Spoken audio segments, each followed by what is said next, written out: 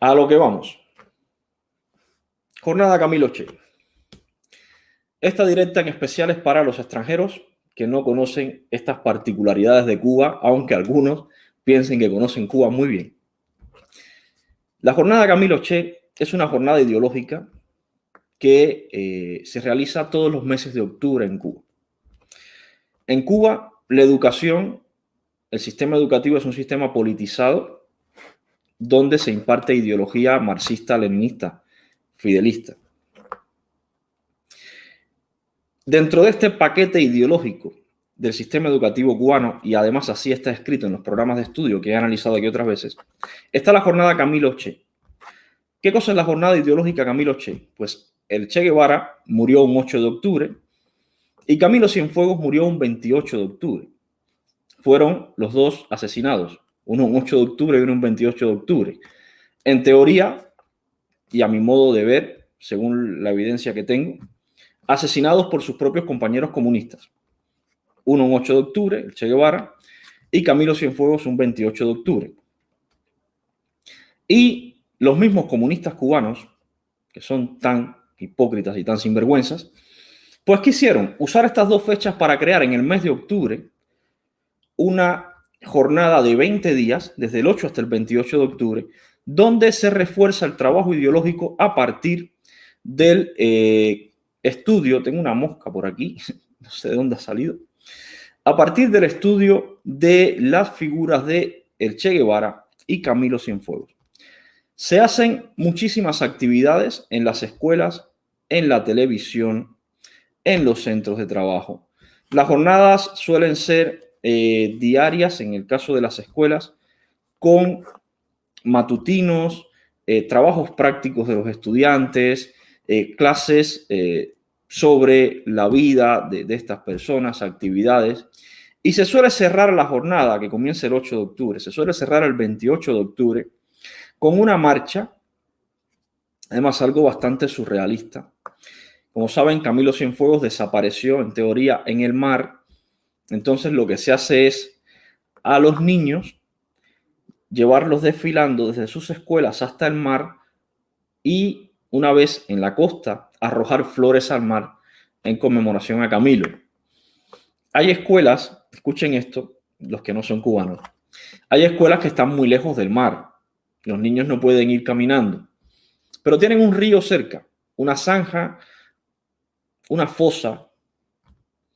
Los niños se acercan allí, los llevan hasta allí y allí en esa zanja, en esa fosa, en ese río, da igual si es un charco de aguas albañales, allí echan las flores a Camilo. Pero hay escuelas que no tienen ni el mar, ni un río, ni una fosa, ni una zanja de aguas albañales, ni nada de esto cerca. ¿Y qué hacen los niños? Pues les preparan un barreño, una palangana, como decimos en Cuba, un barreño con agua, un recipiente con agua, lo ponen en una esquina de la escuela con una foto de Camilo y pasan los niños desfilando y echan las flores en este barreño con agua. A este punto de ridiculez y de trabajo político ideológico forzado llega el comunismo en Cuba. ¿Quiénes fueron Camilo y el Che? Bueno, el Che Guevara, como todos sabemos, fue un asesino, dicho por él mismo, una fría máquina de matar que disfrutaba de asesinar personas, que además describía detalladamente en su diario de campaña cómo asesinaba a personas, cómo le disparó, el disparo le entró por una parte del cerebro, le salió por la otra, del cráneo, cómo boqueó en el suelo, cómo le quitó las cosas. Todo esto lo escribía el Che Guevara en su diario de campaña y luego en las cartas a su padre, en alguna también a su madre. Le dijo que disfrutaba matar. Pues con la conmemoración a este asesino comienza la jornada Camilo Che.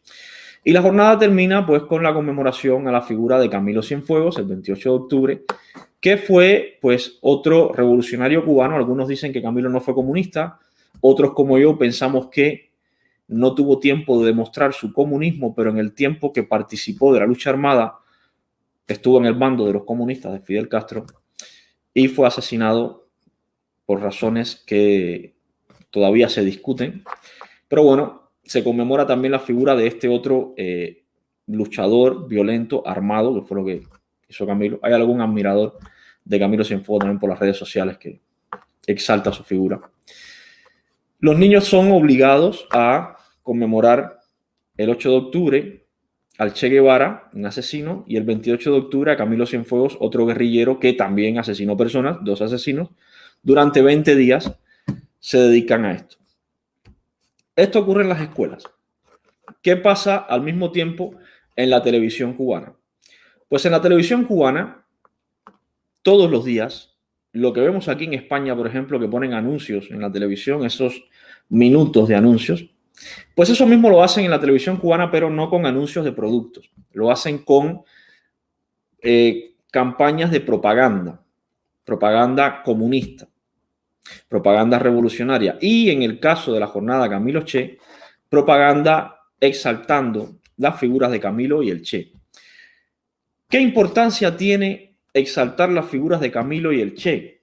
Bueno, todos los regímenes comunistas son regímenes donde el culto a la personalidad forma parte de la estrategia del régimen para mantener un sustrato social muy consolidado y que dentro de esa admiración a Dios, al líder supremo, a Fidel, al Che, a Camilo, sean incapaces de rebelarse contra la autoridad. A partir de esto, se trabaja esa idolatría, ese culto a la personalidad de las figuras de Camilo y el Che, se refuerza mucho en la jornada Camilo Che y además también se trabaja durante todo el año, pero especialmente en el mes de octubre. Yo, por ejemplo, cuando era profesor de secundaria básica, teníamos orientados por programa de estudio que durante el mes de octubre, especialmente del 8 al 28 de octubre, en todas las asignaturas, especialmente en las asignaturas de literatura, historia, otra asignatura que era como de historia de la localidad, se reforzara, se trabajara obligatoriamente, se hiciera alguna actividad relacionada con la figura de Camilo y el Che. ¿Qué actividades eran las que más se realizaban? Pues principalmente valoraciones.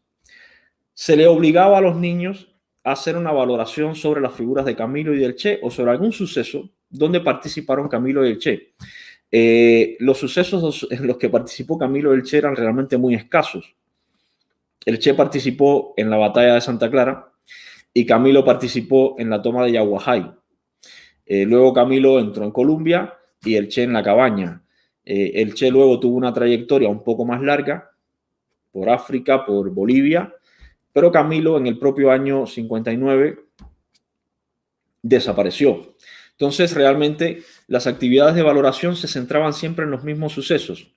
Primero, en la figura histórica, en exaltar. No era que el niño valorara lo que él pensaba de Camilo y el Che. No. Era que el niño tenía que valorar correctamente, revolucionariamente, favorablemente, la figura de Camilo y el Che y luego valorar de igual forma, correctamente, favorablemente, los sucesos donde participaron estas figuras. Además, había algo muy importante, que era la identificación del niño con esa figura. La identificación emocional. El niño tenía que identificarse emocionalmente con esa figura. Esto hace que en un niño pequeño se creen vínculos estrechos entre una figura que es imaginaria, que es cuasi perfecta de cara a la propaganda comunista, y el niño que intenta en esas etapas buscar a alguien a quien imitar, a alguien a quien seguir, y le presentas a esa figura como todo un ídolo. Además, se la refuerzas todo el año y en especial en octubre, y el niño termina apropiándose de esa idolatría y adorando a asesinos como Camilo y al Che. A partir de ahí, tenemos la sociedad cubana que tenemos hoy, donde alguno todavía fuera de Cuba, que se dice opositor, sigue adorando figuras como la de Camilo Cienfuegos. Durante prácticamente toda la etapa revolucionaria, vamos, desde que murió el Che Guevara, ya Camilo Cienfuegos había muerto, se ha adorado, y digo adorado porque es tal cual, es como son dioses ahí dentro y se les adora, se ha adorado las figuras de Camilo y el Che. Pero hay un momento clave que es durante la etapa de los 90, a partir de 1990, que es cuando Cuba entra en crisis económica y crisis política, cuando se refuerza todavía más todo este trabajo ideológico. Y luego hay un momento clave que es cuando otra vez se vuelve a reestructurar el sistema educativo cubano, que es cuando yo en mi caso entro a formar parte de los profesores generales integrales, que es cuando se le da otra vuelta de tuerca a todo este trabajo político ideológico, ya que se incorporan en las clases, se incorporan las videoclases, los televisores, los ordenadores, y todo este trabajo político ideológico se refuerza con la multimedia. Pasamos de enseñarle a los niños un libro con fotos de Camilo y el Che, a enseñarle a los niños en el aula materiales gráficos muy bien elaborados, muy bien presentados, desde el sonido hasta las propias imágenes, destinados a provocar emociones y a identificar al niño con las figuras de Camilo y el Che. No identificarlos con la figura de Camilo y el Che como hombres, como lo que eran, sino identificarlos, recuerden, con esa figura casi perfecta, ese comunista de mármol, ese ídolo que había que seguir a cualquier precio. Esto se hace desde edades muy tempranas. Aquí no estamos hablando, yo en mi caso impartí clases en secundaria básica, niños de 13, 14, 15 años aproximadamente, pero esto no se hace en esas edades, no se comienza a hacer en esas edades, esto se comienza a hacer en edades muy tempranas, desde que el niño entra en preescolar, tendrá 4 o 5 años, desde ahí, de hecho desde los círculos infantiles, que son edades muy tempranas, 2, 3, 4 años, ya desde ahí se empieza a trabajar las jornadas Camilo Che, con todo el contenido político e ideológico que esto conlleva. Cuando se les enseña al niño, además, la forma en la que muere el Che, por ejemplo, o la forma en la que muere Camilo Cienfuegos, por ejemplo, se omite siempre ciertos detalles.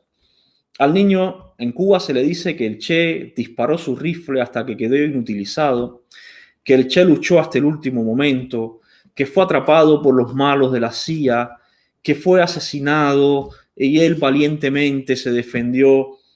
Este es el relato que se le crea al niño en Cuba. Realmente todo esto es falso. El Che se entregó, dijo que valía más vivo que muerto, que por favor no lo asesinaran. Y cuando le dijeron que lo iba a asesinar, se quedó pálido en el suelo, no sabía qué hacer y al final fue ejecutado. Estos detalles se omiten, claro. Una figura como el Che, con una jornada de 20 días dedicado a trabajar su figura, no se puede mostrar como un cobarde que enfrentó la muerte de esta forma, como casi todos la enfrentan, como cobardes. Y en el caso de Camilo, se omite de hecho también que Camilo fue, bueno, lo que se cuenta es que Camilo fue a apresar a Uber Matos y ya de pronto regresa y el avión desaparece. Hay partes que se omiten también en este cuento, en esta historia, como que Camilo regresa a La Habana, da su discurso frente a Palacio, vuelve a regresar a Oriente y es entonces en el trayecto de vuelta donde ocurre la desaparición de Camilo. No se mencionan las buenas relaciones de Camilo con Uber Matos, no se menciona lo que realmente ocurrió con Uber Matos. Todo esto se omite también para no desvirtuar ese mito, esa figura enorme para ellos de Camilo Cienfuegos. Se trabaja también intentando anular, reemplazar los valores familiares. Imagínense que en tu familia tú, no sé, seas religioso, por tener el ejemplo más simple, y que hay religiones que no permiten adorar a más nadie que no sea su Dios, ni adorar siquiera imágenes o figuras que no sean las de su Dios. Pues todo esto también se intenta reemplazar.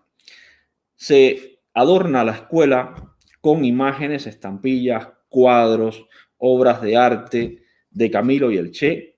En todas las aulas cubanas, o en prácticamente todas, hay cuadros de Camilo y el Che.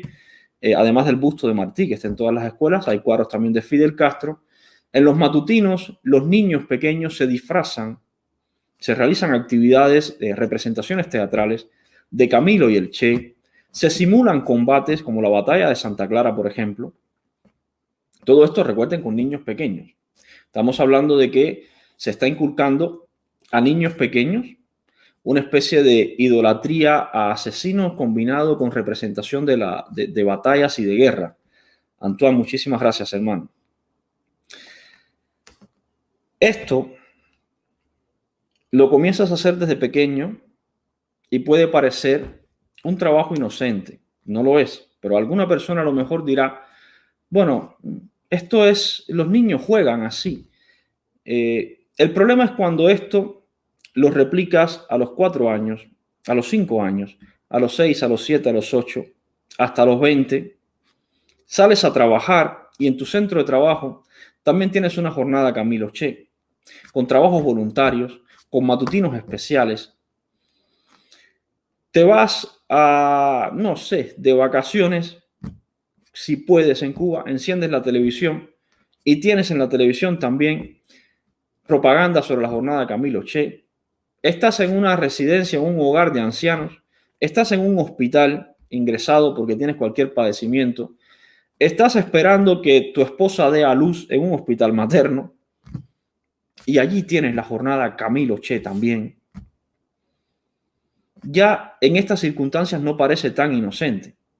Ya en estas circunstancias es adoctrinamiento puro y duro. Ya en estas circunstancias es anular directamente los valores familiares, los valores personales, los valores individuales y crear una especie de valores colectivos relacionados con las figuras como Camilo, el Che, Fidel. ¿Por qué ocurre esto? Simple. Si tú tienes valores personales, tú defiendes tus valores personales, tú mantienes tus valores personales y te intentas separar de todos los demás valores que no coincidan con los tuyos. Eres un problema de esa forma para un Estado totalitario. Cuando tus valores no son individuales, son valores colectivos, tú tienes el valor de la masa, los valores de todas las personas son lo mismo. Y además son valores impuestos por una cúpula en el poder. Esa cúpula puede manejar la masa a su antojo. Si todos somos como el Che, y el Che era amigo de Fidel, el Che era del partido, Díaz-Canel es la representación actual de las políticas del Che. Ademis, muchas gracias. Y todos somos como el Che. ¿Cómo vamos a contradecir a Díaz-Canel? Si es que Díaz-Canel es la encarnación de nuestros valores que somos como el Che. Si todos somos como Camilo, y Camilo fue un revolucionario, un luchador, un comunista, un socialista, y Díaz-Canel o Raúl Castro o el Partido Comunista encarnan esos valores de Camilo, ¿cómo nosotros que somos como Camilo, que nos identificamos con Camilo, vamos a contradecir las figuras de los líderes comunistas en Cuba? De eso se trata la idolatría y el adoctrinamiento de los niños en Cuba, de convertirlos en una especie de borregos obedientes que al identificarse en valores, en sentimientos, en conducta, con todos esos máximos líderes comunistas, en un futuro sean incapaces de contradecir lo que quieran, lo que ordenen esos líderes comunistas, porque estarían yendo en contra de su propia naturaleza. Imagínense ustedes, y les voy a poner un ejemplo muy claro. Imagínense ustedes desde chiquito diciendo seremos como el Che, seremos como el Che, seremos como el Che, seremos como el Che. Cuando seas grande, tú te crees que eres el Che. Todos los días lo repetiste. Y vives en Cuba y llega alguien y te dice, el Che era un asesino. Tú no puedes tolerar que el Che era un asesino, porque es que tú eres el Che y tú no eres un asesino. ¿Te das cuenta de dónde está el conflicto? Por eso hoy en Cuba, toda esta gente que repite yo soy Fidel, yo soy Fidel, yo soy Fidel, tú le dices, Fidel era un mentiroso, un criminal, y te dicen, no, Fidel no era nada de eso. Pero no es porque ellos no te crean tus argumentos, es porque tú estás yendo contra sus valores que se los han metido dentro así, ¡pum! Y les han hecho creer que les han hecho creer que es Fidel. Y si él niega la figura de Fidel, se está negando a sí mismo. Si él niega la figura del Che Guevara después de llevar 40 años diciendo soy como el Che, si él reconoce que el Che Guevara es un asesino, se está negando a sí mismo, está negando su propia esencia. Si él reconoce que Camilo Cienfuegos era también un comunista que asesinó cubanos, está negando su propia esencia. Porque esa persona que repite soy como el Che, en la práctica no es un asesino. Es como si entrara en cortocircuito. Por eso hay cubanos en Cuba y fuera de Cuba que cuando tú le dices el Che era un asesino, te dicen no. No porque él desconozca la evidencia histórica, no porque él no quiera creer en los hechos, es simplemente porque eso sería como reconocer que él, que porta los valores del Che, porque así se lo han inculcado, también es un asesino. ¿Cuál es el objetivo de la jornada Camilo Che? Ese es el objetivo de la jornada Camilo Che. Crear esa especie de masa de sustrato social con esos valores únicos, homogéneos, que no son suyos, son valores de una tercera persona inculcados a cada uno y que llegado el momento, esas personas sean incapaces de negar, de renegar de esa figura, porque es como si estuvieran renegando de su propia esencia. Ese es el adoctrinamiento. Eso es lo que ocurre con este tipo de jornadas. Ese es el objetivo de repetir todos los días seremos como el Che. Ese es el objetivo del cuadro del Che, del cuadro de Fidel y del cuadro de Camilo en cada escuela cubana. Ese es el objetivo de los matutinos. Ese es el objetivo de los trabajos prácticos, de las composiciones, de las valoraciones. Ese es el objetivo de todo eso. Que seas incapaz de reconocer la realidad porque te conviertes tú en esa realidad. Y si niegas esa realidad, estás negando tu propia esencia. Cuando entiendes esto, eres capaz de salir de ese adoctrinamiento. Cuando entiendes que tú no eres Fidel, que tú eres Pepito, Juanito, quien seas, y Fidel es otra persona.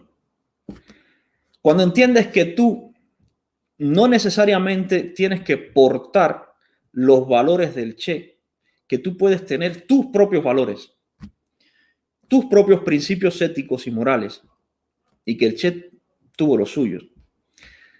Cuando entiendes que tu ser, tu esencia, está separada de toda otra persona y además de esos ídolos comunistas. Cuando comprendes que estos son dos cosas distintas, entonces es cuando sueltas el adoctrinamiento.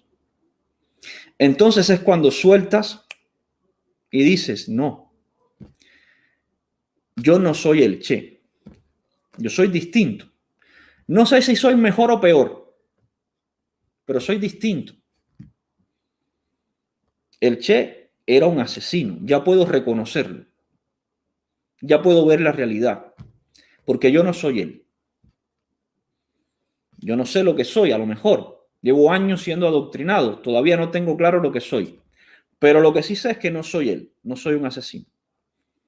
Por eso tenemos que trabajar en este sentido. No necesariamente enfajarnos con las personas diciéndole el Che era un asesino, el Che era un asesino, el Che era un asesino.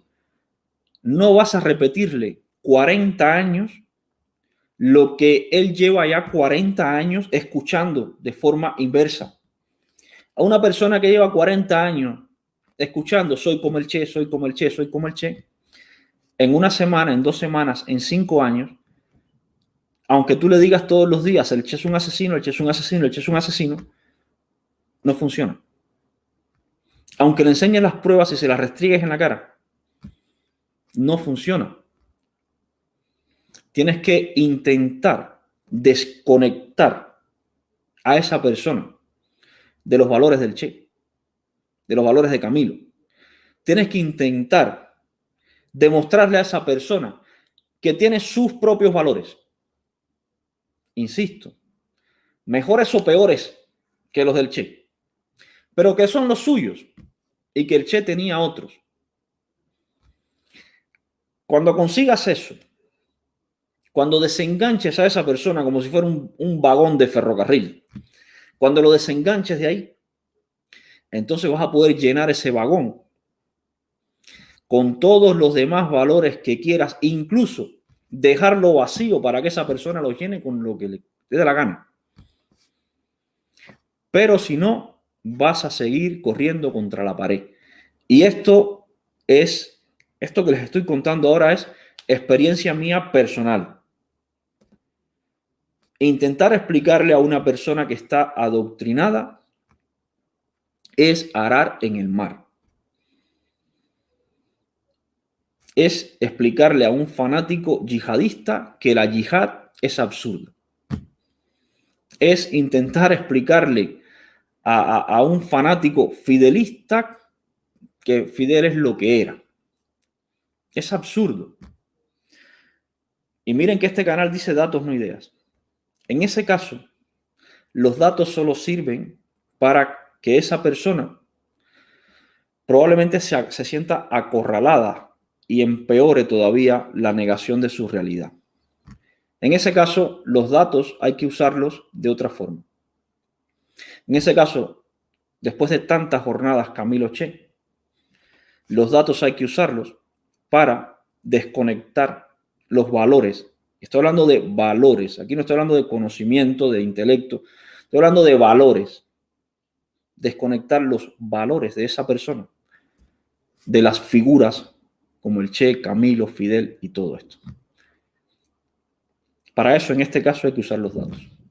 Esto que acabo de explicar es, y créanme que se los estoy diciendo desde la más absoluta modestia, esto que les acabo de explicar es la base de todo lo que se va a hacer en el futuro educativo de Cuba, si se quiere que en Cuba haya una sociedad normal en el futuro. No hay otra forma, créanme, no hay otra forma. Por mucho contenido, por mucho dato, por mucha ejemplificación, no hay otra forma de cambiar la sociedad cubana que no sea desconectar a todos los niños, los adolescentes, los jóvenes, los adultos, desconectarlos de esos valores del Che, de Fidel, de Camilo y de toda esta gente. Hacia ahí tiene que ir el trabajo del futuro educativo de Cuba. Hacia trabajar en valores. Hacia modificar esos valores inculcados y no reemplazarlos. Y esto también que quede claro, no reemplazarlos por los valores de un Estado futuro. Sí, el gobierno que entre no puede crear unos valores nuevos para entonces inculcarlo a los educandos.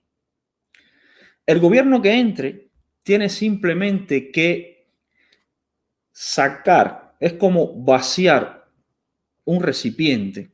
Imagínense que cada persona en un aula es un recipiente lleno de valores. Vaciar ese recipiente y que ese recipiente vaya desde el aula hasta su casa vacío. Y en su casa, su familia, con sus valores familiares, sea quien lo vuelva a llenar. Y vuelva a llegar a la escuela lleno, pero con valores familiares. Cuando consigamos eso, sin jornadas Camilo Che, sin días de la defensa, sin bastiones, sin matutinos especiales, sin tribunas antiimperialistas ni tribunas abiertas. Cuando consigamos eso, es cuando vamos a tener una sociedad normal en Cuba. Esto que les he dicho hoy, anótenlo. Y se lo vuelvo a repetir desde la más absoluta modestia. Eso es lo que hay que hacer con el sistema educativo cubano en un futuro. Para que Cuba funcione. Para que tengamos médicos que no sean policías, sean médicos. Para que tengamos maestros que no sean agentes de instrucción, sean maestros. Para que tengamos policías que no sean criminales a las órdenes de un partido y no sean agentes del orden y seguridad.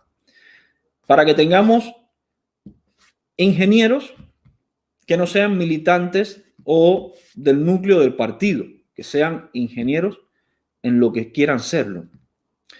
Para que tengamos ciudadanos que se comporten de forma cívica. Para que pase todo eso, lo que hay que hacer en la escuela cubana es esto que les acabo de decir. Sin adoctrinar, sin lavar cerebros, sin vaciarlos. Fuera. Váyanse a su casa y que sus padres entonces les vuelquen lo que quieran. Cuando esto se replique, porque cuidado, el padre en su casa también está adoctrinado. Al padre en su casa hay que trabajarlo desde otras formas, ejemplo, medios de comunicación y la vinculación. Cuando se trabaja en la escuela, hay cuatro factores fundamentales. Tienes el alumno, la escuela, la familia y la comunidad. Con esos cuatro factores tienes que trabajar en conjunto. ¿El padre está adoctrinado? Sí. Al padre puedes modificarlo, puedes ayudarlo desde los medios de comunicación, pero también tienes que traerlo a la escuela. El padre tiene que entrar en la escuela también. Y en la escuela tienes que trabajar con él también. Cuando pase la primera generación, probablemente, aunque hayas vaciado al niño de toda esa basura comunista, el padre le haya volcado parte de su basura que trae del pasado. Digamos que el niño estaría un 75% lleno de comunismo. Ha pasado de esa primera generación, ha pasado de estar el 100% al 75%. Cuando ese niño sea padre, a sus hijos les va a pasar un 50%. Pero ya en la tercera generación, ese niño solo va a tener un 25% de valores adoctrinados y probablemente en la cuarta generación tengamos definitivamente un niño con sus valores esencialmente familiares, da igual los que sean religiosos, pero de su familia netamente y no del Estado. Este trabajo prolongado durante 2, 3, 4 generaciones, este trabajo de limpieza de valores, es lo que va a hacer que dentro de 40 años, 30 años, 50 años, según a la velocidad que podamos nosotros efectuar este trabajo y con la calidad que podamos efectuarlo, porque para esto también se necesita un profesorado muy preparado. Pero dependiendo de nosotros, dentro de 10, 20, 30 años tendremos entonces una sociedad vacía de valores comunistas. Esta es la conclusión a la que quiero llegar y lo que quiero que ustedes entiendan. A mí me encanta la escuela, me encanta. Me gustaba un montón dar clases. Me gustaba mucho, además, ver qué traían en la cabeza los niños de su casa, porque cada casa es un universo. Y siempre me chocaba mucho, y miren que yo también estaba adoctrinado, pero siempre me chocaba mucho la similitud en algunas líneas de pensamiento principalmente líneas políticas, en edades muy tempranas, estamos hablando de séptimo, octavo, noveno grado, son 13, 14, 15 años. Había una especie de uniformidad. Claro, venían de la primaria ya con todo este trabajo hecho. Lo normal es que en un aula, cuando tú le preguntes a un niño quién fue Fidel Castro, es que hay un niño que te diga, fue un gran hombre, y otro que te diga, fue un degenerado. Eso es lo normal. Y tú no estás en la capacidad, ni siquiera deberías pensarte, negar a ninguno de los dos niños. Al que dijo que fue un gran hombre, decirle no, ni al que dijo que fue un degenerado, decirle no. Tú deberías, como profesor, escribir en la pizarra lo que hizo Fidel Castro y lo que fue. Y los niños entonces, con ese juicio previo que tienen, son los que deberían reevaluar su percepción y a lo mejor el que dijo que era un gran hombre la modifica. O a lo mejor el que dijo que era un degenerado la modifica también. Pero en cualquier caso es su percepción a partir del juicio que ellos mismos se crean partiendo de datos concretos, lo que hace que cambie o no su forma de ver algún fenómeno. Eso que les acabo de explicar con este ejemplo de Fidel Castro es la esencia de cualquier proceso de aprendizaje. Y en la escuela cubana no se practica. Y por desgracia, en muchas escuelas de países libres como Estados Unidos, por ejemplo, se está negando también este proceso de aprendizaje. Si conseguimos eso en la escuela cubana, si conseguimos que el niño tenga un juicio previo de algo y nosotros como profesores darle elementos reales, sin manipular, elementos reales, y que el niño vuelva a, digamos que procesar la información y rehaga su juicio, ya sea que lo mantenga o lo cambie. Si conseguimos eso, estamos dando un salto kilométrico en el proceso educativo porque estamos enseñando a la gente a pensar por sí mismo. Estamos sacando de la escuela toda la basura de la jornada Camilo Che, toda la basura de los matutinos, toda la basura monótona de crear robots, y estamos haciendo que los niños piensen ellos solos. Que los niños sean autónomos, no autómatas. Todo esto se niega en la escuela cubana, por desgracia. Esto me apasiona mucho, mucho, mucho, porque lo viví y sé que intenté hacerlo desde mi posición, intenté hacerlo bien. Probablemente lo haya logrado de alguna forma y no tanto de otras. Pero sé que contra toda lógica, desde los programas de estudio y desde las direcciones de las escuelas en Cuba, se intenta reprimir todos los procesos, todas las metodologías que van orientadas en este sentido, en métodos socráticos, por ejemplo. Todo esto se intenta reprimir, se intenta eliminar. Aunque en tu plan de clases, cuando escribas el método de la clase, pongas método socrático, aunque eso esté escrito, la realidad es que no aplicas el método socrático. La realidad, y esto lo sabe todo el que da clase en Cuba, es que lo que haces es volcarle la doctrina ahí en la cabeza al niño, cucharada a cucharada. Overlandis pregunta que cómo desconectamos a los adoctrinados. Overlandis, hay muchas formas de desconectar a un adoctrinado. Una de las formas es ir a la esencia de la doctrina, que es los sentimientos. Las personas adoctrinadas no funcionan con lógica, funcionan por emociones y sentimientos. Y ahí es donde tienes que ir, a remover esas emociones y esos sentimientos. Desde ahí es donde se desconecta. Y las emociones y los sentimientos son los que nos hacen seres evolucionados, pero también muy primitivos. Y hay emociones y sentimientos tan primitivos como la alegría y el odio, por ejemplo. Ahí es donde hay que ir.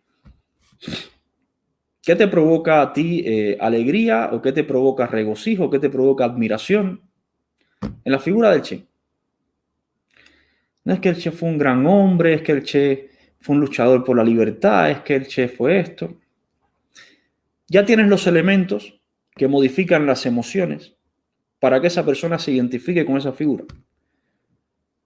Ahora, busca tú los elementos para que esos sentimientos de esa persona, para que esas emociones de esa persona con respecto a esa figura cambien.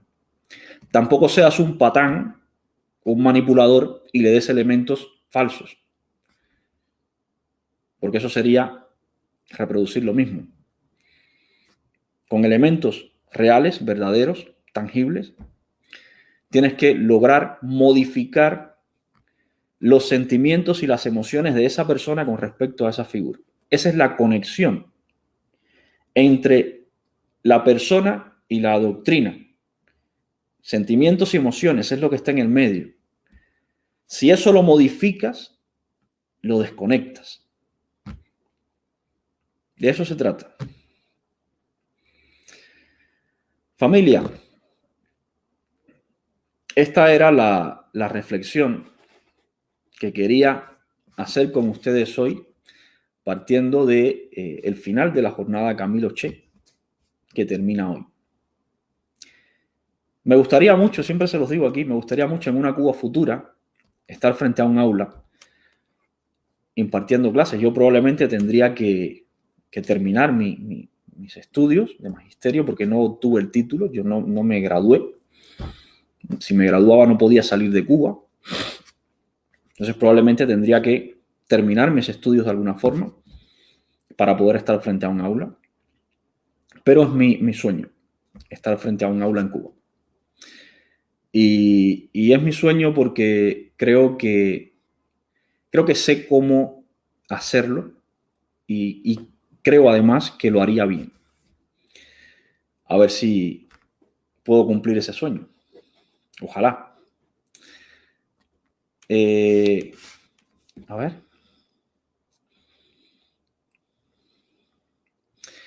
Rey, me preguntas sobre cómo propondría levantar la economía.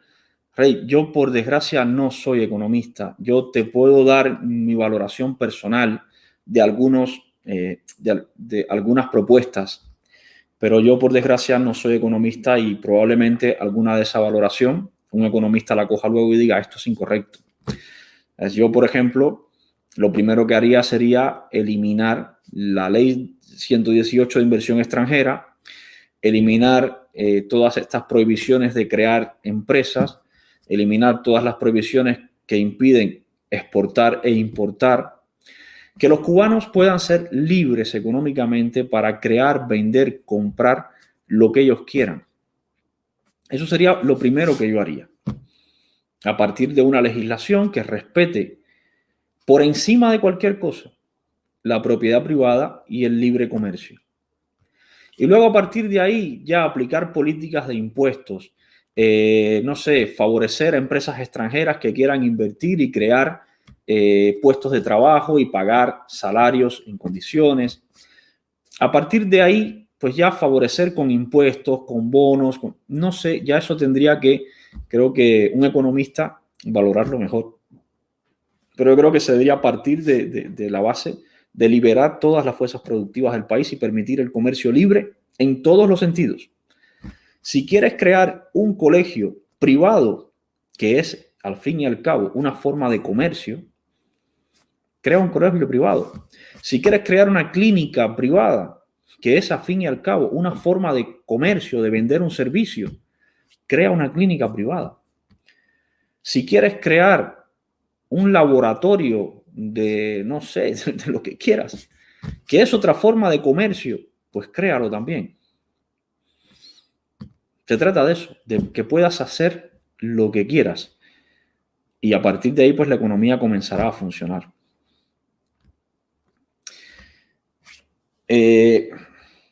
Víctor, tienes un punto interesante, el crear los textos de historia para empezar. Sí, de hecho, cuando los comunistas llegaron al poder, hubo un año en el que no se impartió clases, un año sin clases.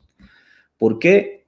Porque durante ese año se cambió toda la bibliografía y todos los programas de estudio. Hubo que parar un año para que ellos pudieran entonces crear todo su contenido y destrozar el contenido anterior. A lo mejor hay que hacer esto otra vez. A lo mejor hay que parar un año, volver a cambiar todo el material de estudio, volver a crear el contenido real, incorporar nuevas técnicas, entrenar a los profesores durante un año sin clases. Un año donde los profesores sean los que reciban clases por profesores de universidades muy capacitadas de otras partes del mundo, que se contraten y vayan a Cuba y enseñen a los profesores cubanos a impartir clases, no a adoctrinar. Y durante ese año se preparen todas las condiciones para un nuevo curso escolar, con todo el material de estudio, con el reacondicionamiento de las escuelas, por ejemplo. Y ya el siguiente año entonces se comience ya en ese curso con todas las condiciones ya creadas, los contenidos reales, los profesores entrenados, y entonces ya comenzar desde cero el curso nuevo. A lo mejor habría que hacer eso. Es muy difícil continuar con un curso escolar impartiendo malos contenidos, sabiendo además que son malos contenidos, con malas técnicas, al mismo tiempo que estás creando todo el contenido nuevo. Eso para mí sería, yo prefiero parar la escuela cubana un año entero. Pararla. Como pasar un bulldozer, eliminar todo y construir todo nuevo un año entero. Eso es lo que yo preferiría hacer. Pero claro, yo no soy ministro de Educación ni soy nadie. Yo soy simplemente una persona que le encanta dar clases y que me gusta leer sobre estas cosas. Dice que a qué país mandaría a los profesores, al imperio. Yo no mandaría a profesores fuera, Asman. De todas formas, no sé a qué imperio te refieres. No sé si al imperio otomano, si al antiguo imperio de Japón, o al austrohúngaro, o al romano. Si puede ser más específico, porque a esos imperios no los puedo mandar, ya no existen. Entonces, pero yo no los mandaría fuera. Yo, al contrario, me traería profesores de fuera, como, por ejemplo, profesores muy buenos que hay en el MIT, en universidades de Estados Unidos, de Reino Unido, muy buenas, me los traería para que instruyeran a los profesores en Cuba. Ese es el imperio yanqui. Matt, ¿quieres entrar? Y hablamos. Dime si quieres entrar y te pongo el enlace y hablamos. Y así te explico la idea que yo tengo y tú me explicas la que tú tienes. En cualquier caso, yo no mandaría a ningún profesor fuera. Yo lo que haría sería traer personal. No voy a privatizar las escuelas. No, las escuelas que están públicas se quedarán públicas. Y luego quien quiera crear escuelas privadas, que cree escuelas privadas también. Yo no he dicho de privatizar las escuelas. De hecho, lo ideal sería un sistema mixto de educación. Escuelas públicas para que la persona, el padre, pues al final la educación es decisión de los padres. No puede ser decisión del Estado. El padre es el que tiene que decidir qué tipo de enseñanza va a recibir su hijo. Y el padre que quiera llevar a su hijo a una escuela pública, lo lleva. Pero el padre que quiera llevar a su hijo a una escuela religiosa, tiene que ser su elección y pueda llevarlo entonces a una escuela privada religiosa. O a una escuela privada no religiosa. A una escuela de niñas, por ejemplo, o a una escuela de varones, por ejemplo. Y no necesariamente las escuelas privadas difieren a las clases sociales. Eso es falso también. Eso es totalmente falso. De hecho, hay países en Europa donde el Estado da becas, es decir, los gobiernos dan becas y dan cheques a padres para que lleven a sus hijos a escuelas privadas, a padres trabajadores normales. De hecho, hay escuelas incluso concertadas aquí en España, que es una mezcla de privado y público, donde también van muchos hijos de obreros y todo esto. Así que sobre eso estás muy mal informado también. A ver, ¿qué más? Pero entra, hombre, entra y hablamos. Sí, este tema me encanta, ¿eh? Este tema me encanta. El acceso a las universidades. Mira, la universidad, el estudio universitario es tu proyecto de vida. Tú, por ejemplo, cuando decides estudiar medicina, ingeniería civil, aeronáutica, no sé, lo que tú decidas estudiar ocurre por dos razones. Una de ellas es la vocación, te gusta, y la otra de ellas es el dinero. Esas dos razones son las que te hacen a ti elegir tu carrera universitaria. Y esas dos razones, la vocación y el dinero, conforman entre ellas dos juntas tu proyecto de vida. Tú eliges tu proyecto de vida porque te gusta y porque sabes que vas a obtener un beneficio económico de él. Yo voy a estudiar medicina. ¿Por qué? Bueno, porque me gusta ser médico y porque además, siendo médico, voy a ganar un buen salario. Nadie va a estudiar medicina porque le gusta ser médico y no quiere cobrar. Eso no ocurre. Nadie va a estudiar ingeniería mecánica porque le gusta la mecánica y no quiere cobrar. Eso no ocurre. Tú vas a estudiarlo porque te gusta y sabes que de ahí vas a obtener un ingreso económico. Esas dos cosas juntas se llaman proyecto de vida. Tu proyecto de vida. Partiendo de ahí, yo, que tengo también mi proyecto de vida, no tengo por qué pagarte el tuyo. No sé si me entiendes. Yo me pago el mío y tú te pagas el tuyo. A partir de ahí, tu universidad, que es tu proyecto de vida, te la pagas tú. Y la mía, que es mi proyecto de vida, me la pago yo. Ahora, hay una cosa que se llaman becas universitarias, las becas, que entonces aquí entran a partir de impuestos, a partir de instituciones que captan talentos, a partir de muchas cosas se crean becas. Te lo simplifico. Tú eres un buen estudiante, eres buenísimo. Hay un hospital, por ejemplo, que dice, este estudiante tiene un talento brillante. Yo le voy a pagar un buen salario cuando él sea médico y yo quiero que sea médico porque quiero contratarlo para mi hospital. Así que le voy a pagar la carrera de médico.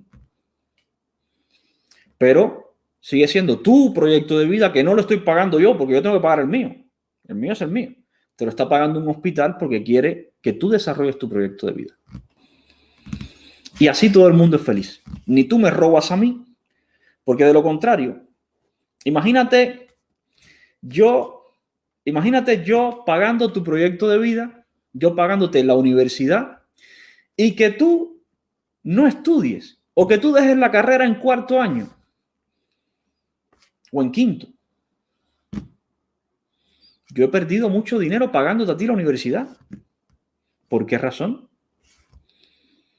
No.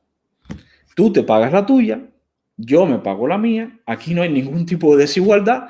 Es lo mismo para los dos. Lo mismo exactamente. Se llama meritocracia. Tú vas a tener que estudiar como un animal para sacar buenas notas, para tener buenos créditos, los créditos universitarios, que no son créditos en dinero, no sé si lo conoces. Para tener buena puntuación, para poder conseguir una beca, te vas a tener que esforzar mucho, porque te lo tienes que pagar tú, porque sabes lo que te cuesta el sacrificio. Y yo voy a tener que hacer lo mismo para mí, no para ti. Eso es igualdad de condiciones. Claro, lo que tú quieres es ir a la universidad y que te lo pague yo. No, porque eso es desigualdad. Yo no tengo por qué pagarte a ti la universidad. Supongamos que yo te pago la universidad y tú, por ejemplo, luego eres, no sé, ingeniero aeroespacial, ingeniero brillante aeroespacial. ¿Y a mí en qué me beneficia que tú seas ingeniero aeroespacial? ¿Por qué yo me he gastado 60.000 euros que podía haberme los gastado en una casa? Me los he gastado en impuestos pagándote a ti la universidad para que tú seas ingeniero aeroespacial y ganes al año 300.000 euros, que no me los vas a pagar a mí. Eso es desigualdad. La igualdad es, tú te pagas la tuya, yo me pago la mía. Tú te esfuerzas mucho para ser bueno, sacar buenas notas, que alguien te contrate, que alguien te dé una beca, te revientas estudiando y yo hago lo mismo. En ese es el sistema universitario que yo creo. De ahí para abajo, todas las demás enseñanzas, de ahí para abajo, tiene que haber alguna forma de que se financie. Yo de ahí para abajo creo que es el Estado, a partir de la recaudación de impuestos, quien debe financiar todo el sistema educativo. De la universidad para abajo. De la universidad para arriba, incluyendo carreras técnicas. Eso te lo pagas tú, ese es tu proyecto de vida. No, claro, hombre, claro que no puedes coincidir. Claro que no puedes coincidir. ¿Sabes por qué? Porque tú lo que quieres es que te la pague yo. Y eso, claro, eso es lo normal. Claro, a mí también me gustaría que me pagaras tú la carrera. Y me meto 8 años estudiando en la universidad y me la pagas tú. Yo no pierdo nada. Pero es que eso no es justo. Eso no es igualdad. Eso es abuso, esclavitud. Tú lo que quieres es lo que yo te decía antes, que yo te pague tus estudios y tu proyecto de vida. Eso es lo que hacen los comunistas. Eso es lo que hacen los comunistas. Querer que los demás les paguen el proyecto de vida. Y yo no creo en ese tipo de sistema. Yo creo en la meritocracia. Tú eres bueno, te lo ganaste. Tú no eres bueno, mira, te aguantas. Te vas a sembrar yuca, a recoger calabaza, a hacer lo que quieras. Porque de lo contrario estás abusando de mi dinero para complacer tus antojos. Y en cuanto al tema de los ricos, es que los ricos podrán pagarse mejor la universidad. Sí, ¿y qué? ¿Y qué? El rico va a tener que estudiar, el hijo del rico va a tener que estudiar tanto como tú. Porque las universidades van a seguir teniendo exámenes, van a seguir teniendo requerimientos de acceso y todo esto para que el hijo del rico, aunque tenga mucho dinero, tenga que esforzarse también para poder entrar y para poder cursar todos los años, pagando lo que le toca, su carrera, y esforzándose también. Y tú, que no eres hijo de rico, pues también te vas a tener que esforzar mucho para pagar tu carrera y para cursar todos los años. Eso es la igualdad. Tanto el hijo del rico como tú se van a tener que esforzar exactamente igual. Porque si no, el hijo del rico, por mucho dinero que tenga, no puede estar en la universidad. Es tan simple como eso.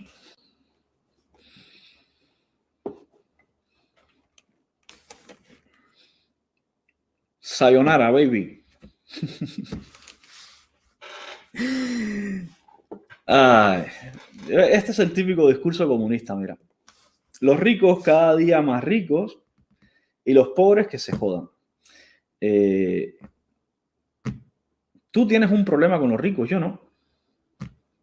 Ojalá y en el mundo cada vez existieran más ricos. Ojalá. Yo no tengo problemas con que hayan ricos ni con que los ricos vayan a la universidad. Al contrario. Mientras más ricos vayan a la universidad y la universidad haya que pagarla, más dinero se recoge para mejorar la calidad de la universidad y de los contenidos y de lo que se estudia. Lo que tú quieres es que la universidad te la pague el que no va a la universidad. Pues claro, si todo, imagínate cómo funciona ahora en Cuba. Todos pagan la universidad. Todos. La universidad en Cuba la paga hasta el que está cortando caña o sembrando aguacate o recogiendo aguacate, que nunca ha ido a la universidad ni va a ir tampoco. Hasta ese paga la universidad en Cuba. ¿Por qué? Si él no va a ir. No, la universidad que la pague el que vaya. Como tiene que ser. Si yo no quiero ir a la universidad, ¿por qué tengo que pagártela a ti? Yo se la pago a mis hijos si quieren ir.